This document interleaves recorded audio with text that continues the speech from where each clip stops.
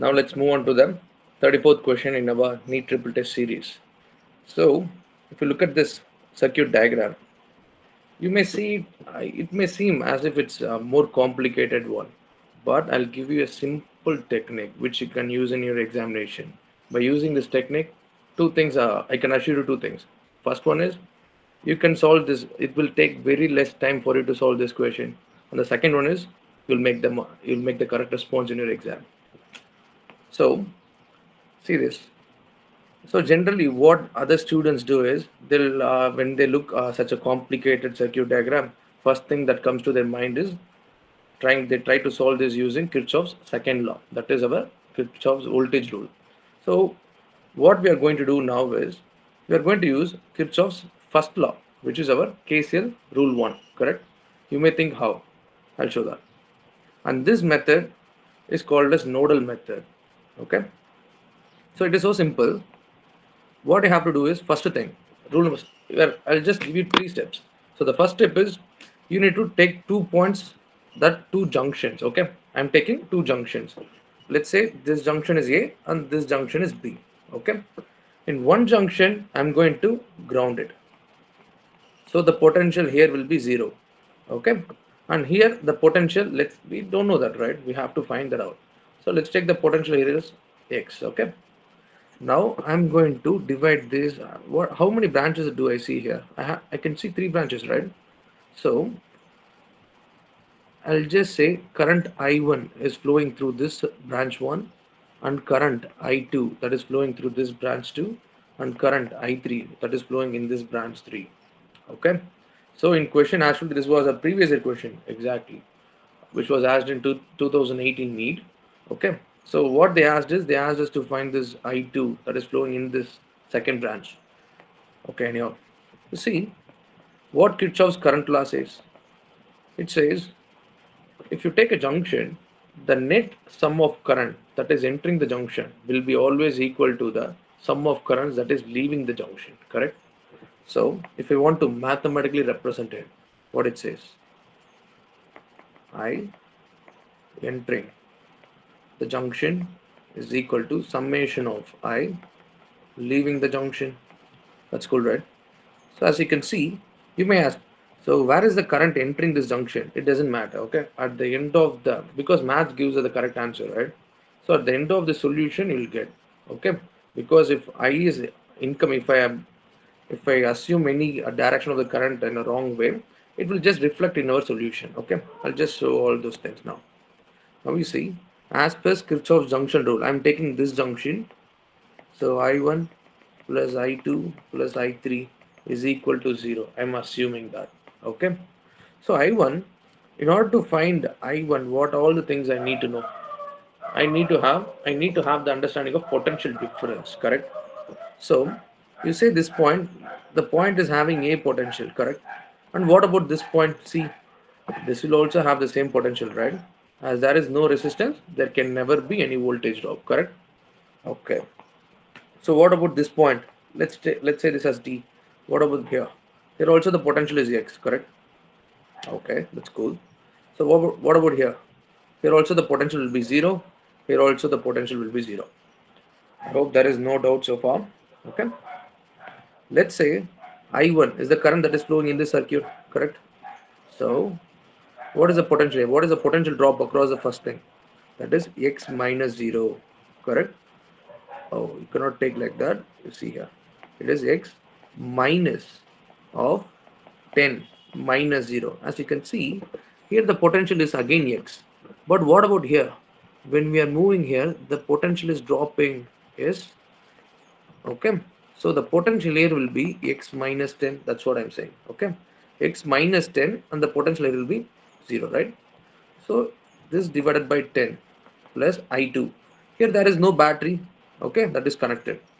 So what I can do here? It will be X minus 0 upon 20. That is our resistance.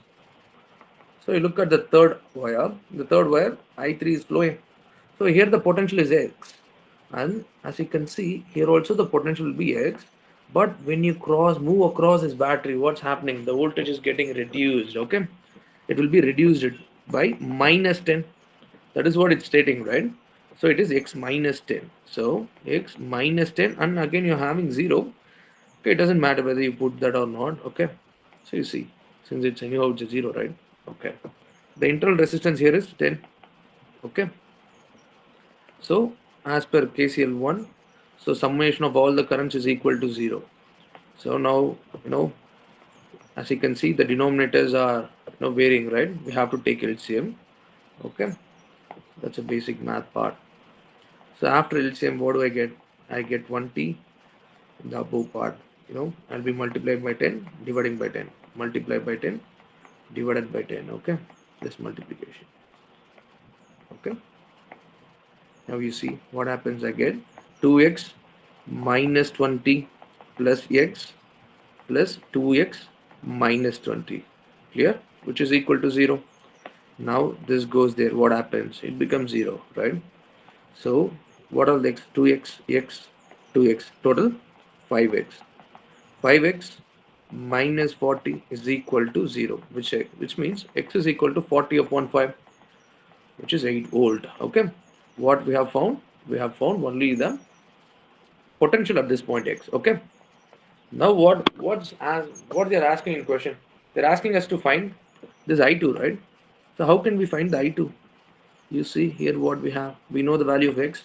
Now we are substituting that. So 8 minus 0 upon 20, which is nothing but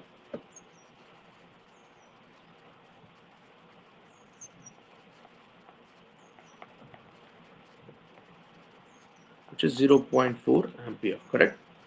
Now we are not going to stop with this. Okay, I'll just like to add some more note to the circuit. Okay, so that I assume it may be helpful for you in examination. So see here, I can also find other currents, okay, that are flowing in the branches, yes or no? So I1 will be 8 minus 10 upon 20, which is nothing but minus 0.2 ampere. Current is a scalar quantity, but why are we having minus 0.2? What does it indicate? You see, this minus says, what it says is, we have assumed the direction, right, for the I1. That's not the direction in which current is flowing. Current is flowing in the exact opposite direction to the direction what we have assumed. Okay, so you see, it won't be flowing in this direction, it will be in this direction. So now it is 0.2 ampere, correct? Okay, what about I3?